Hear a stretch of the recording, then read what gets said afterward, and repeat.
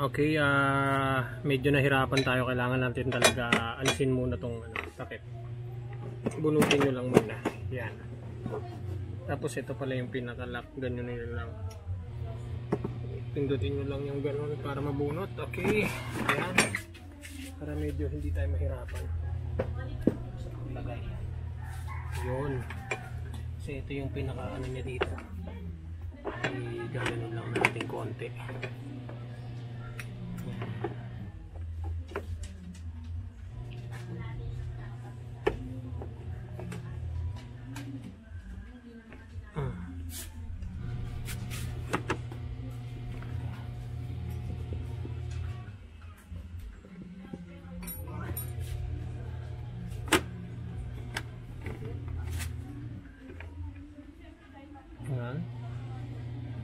Dahan-dahan lang bunutin, iangat, yun. Tapos bunutin dahan-dahan natin to kasi may lock. Okay, natanggal na nga natin yung hose dito sa gas. Ito po siya. Kailangan dahan-dahanin nyo kasi medyo Tapos ayun, tanggalin natin to gamit ang 10mm. Yun, medyo tumigas na.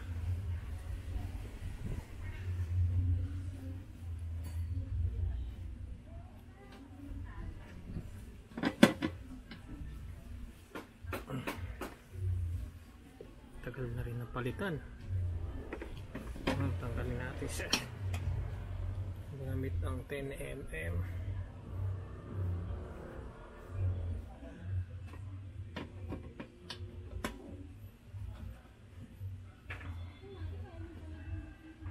Ayan, natanggal na natin dahan-dahan.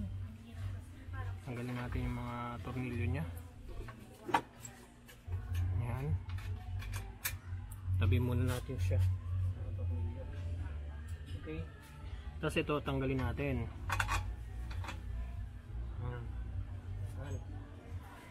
Yung naka-cover niya sa lock. Tapos ayun, dahan-dahan bunutin. Dahan-dahan natin itong angatin. Ayan. Tignan nyo maigi yung pagkakalagay ng sagas para hindi kayo mahirapan kung paano yung tamang settings nya. Medyo maluwag na yung ano nya.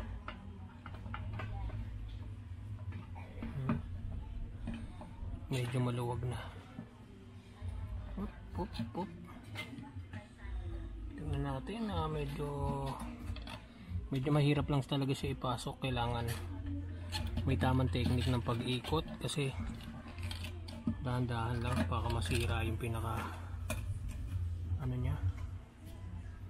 Ayun, dito yung medyo kasi hindi naman puno yung pinakagas nya.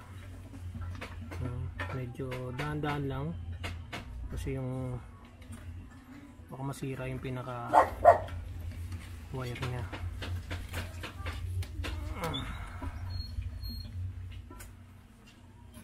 Medyo maluwag na yung o-ring nya.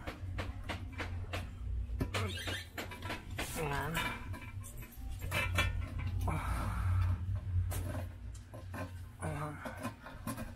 Ayan, pag ganyan lang ang lagay.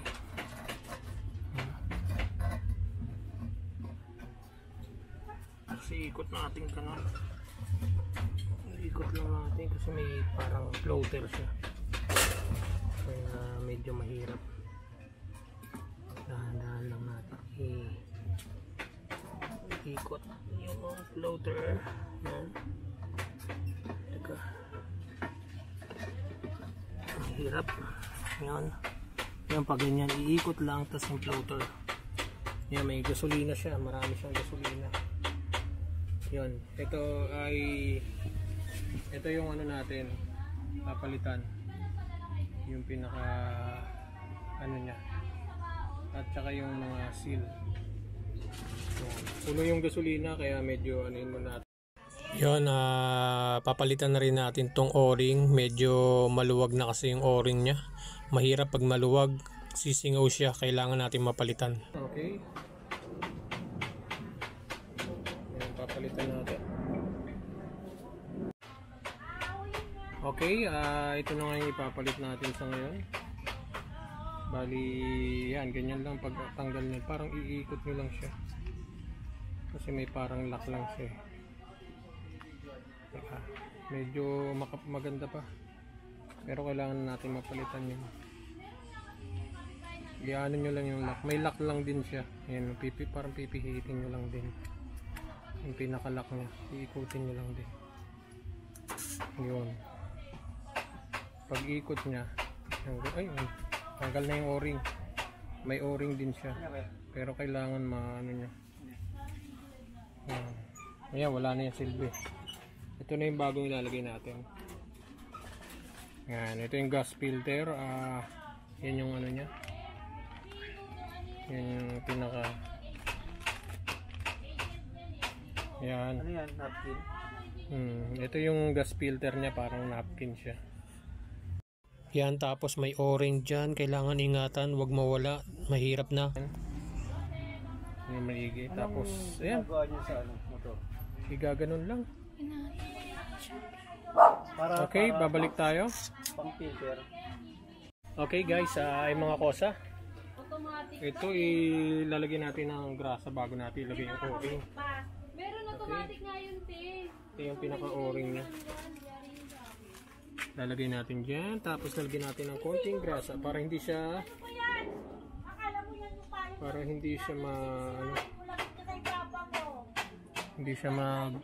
lalagyan lang natin yung gilid niya para hindi siya kalawangin. Ayun o, nag-uumpisa na nga ng kalawang siya. Kailangan natin lagyan konting ano lang, konti lang dito sa paligid para hindi lang siya kalawangin mga kosa. Yan, ito yung lumang o-ring, wala na to.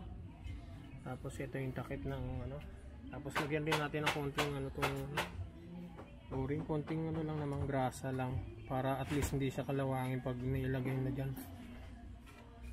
Ang purpose kasi nito mga kosa, para hindi siya sumingaw, kaya may oil seal. Yan. Lalagay natin ganyan. Okay, ganyan siya. Ayan, saktong-sakto. Ayan. Okay. Shoutout nga pala sa mga tropa natin, kay Renzi Ableyan, ayun. Memory.ph, kay Boss Roland, shoutout sa inyo. Ayan. Shoutout sa mga ano natin, kay Utol Bato, Utol Owen Penetrante, kay John Mark, kay Bossmate, yun, kay Boss L King number 1, yun. Yun, kay Alamo yan. Kay Jeff Alamo, shoutout sa iyo, Boss Jeff Alamo dito sa vlog. Okay, yun, tatanggalin na nga natin yung luma. Ayan, ito yung luma. Tapos kakabit natin yung bago. Kailangan pa ganyan ang kabit niya. Okay, tingnan natin yung bago. Ito yung bago. Ayan. Tapos tanggalin natin mga dumi-dumi. Ayan, ito yung bago. Kailangan ko. Ayan, pa ganyan. Ayan natin yung bago. Ayan, pa ganyan yung bago niya.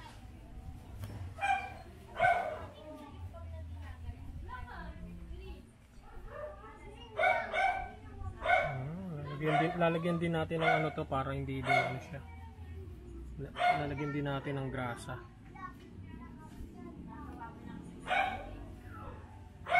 Lalagyan din natin siya ng grasa mga kosa para maganda yung lapat na. Yan. Ganyan siya. Tapos lalagyan natin ng ano yan, papalibutan din natin ng grasa yan para maganda yung pagkakalagay. Konti lang naman. Konting ano lang, lalagyan lang din natin. Lalagyan natin ng high temp para at least para pag ano, maganda yung pagkakapit niya. Ito lang naman sa paligid niya para at least hindi siya kalawangin.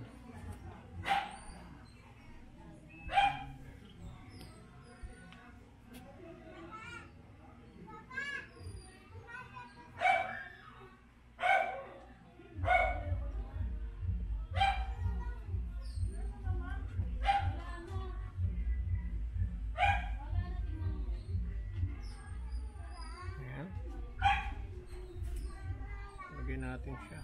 Tapos dahan-dahan na natin siya balik. Unahin muna natin itong floater. Ayan, medyo nanginginig-ginig pa tayo. Ayan, pag ganyan ang pasok niya.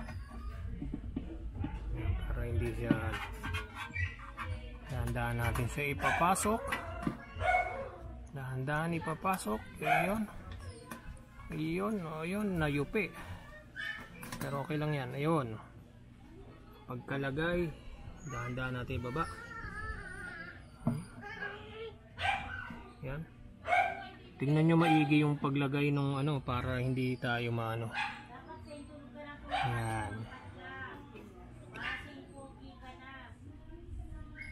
Yan yung pinaka. Tapos yung paglagay. Tingnan nyo maigi. Yan. Yan, ganyan. Tapos ilalagay na natin yung pinaka tornilyo. Ilalagay muna natin itong ano, lock. Ganyan yung lock nya. Ayan. Ayan. Tapos didiin yan ganyan para at least safe. Ayan, lalagay na natin. Magkabila. Magkabila. Ayan, pag ganyan lang. Ayan, didiin kasi siya. Ayan. Lalagay na natin yung tornilyo. Mga kosa para at least mabilis lang.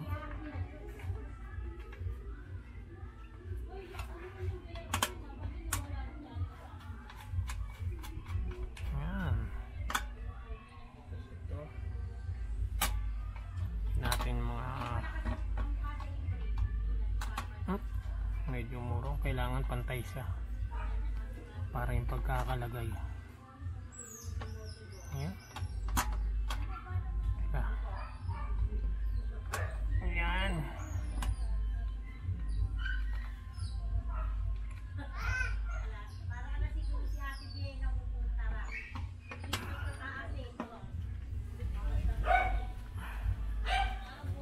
Kasi didiin siya mga kusa.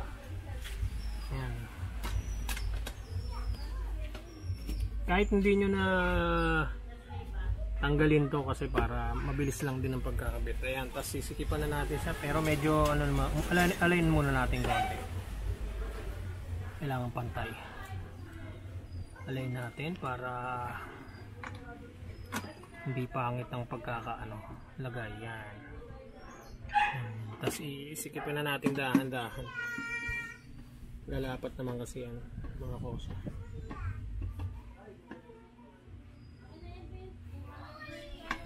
Yan.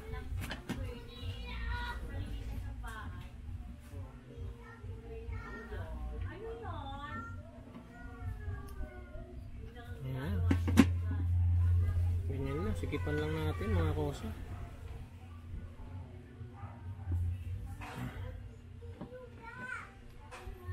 Masigip na yan. Ano siya, lapat na siya.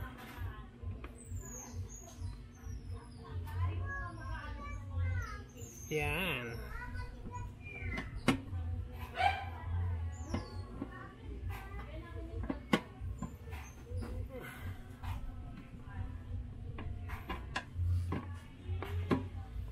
Ayun, okay. Pag natapos yan, ibalik na natin tong lock. Medyo mahigpit. Kailangan tusukin natin para umangat yung cover niya. Ay, yung pinaka-lock. May lock kasi siya. Kailangan angatin lang natin. Mga kosa. Medyo hindi na kasi sumabay.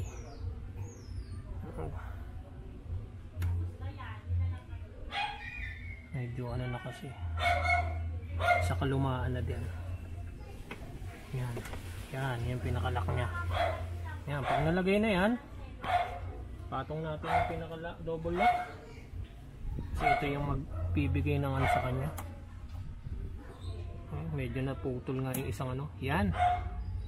Yan na. Yan yung pinaka-lock niya. Hindi na siya gagalaw. Tapos i-cover na natin to. Ibalik na natin sa dati. Yan. Salamat sa aking anak na nagbibideo ngayon. Yan. Tapos ilalagay na natin to. Ayan. Kakabit natin dahan-dahan. Baka mabali ang pin. Yun. Okay. Tapos ito tanggalin natin. At ibalik. So pagkakalagay. Yun. Ayan. Tapos ito. Yun. Ganyan lang kabilis mga kosa. Tapos testing natin kung mag-aano na ito. Tama muna natin ito.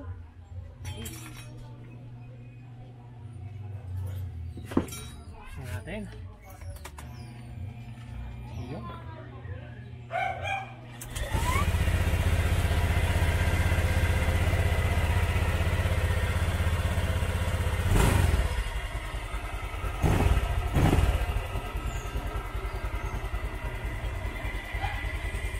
Okay, bagong palit na ang ating filter. Medyo ano pa nga, malinis pa. Ewan ko kung bakit nagbara-bara. Ayan.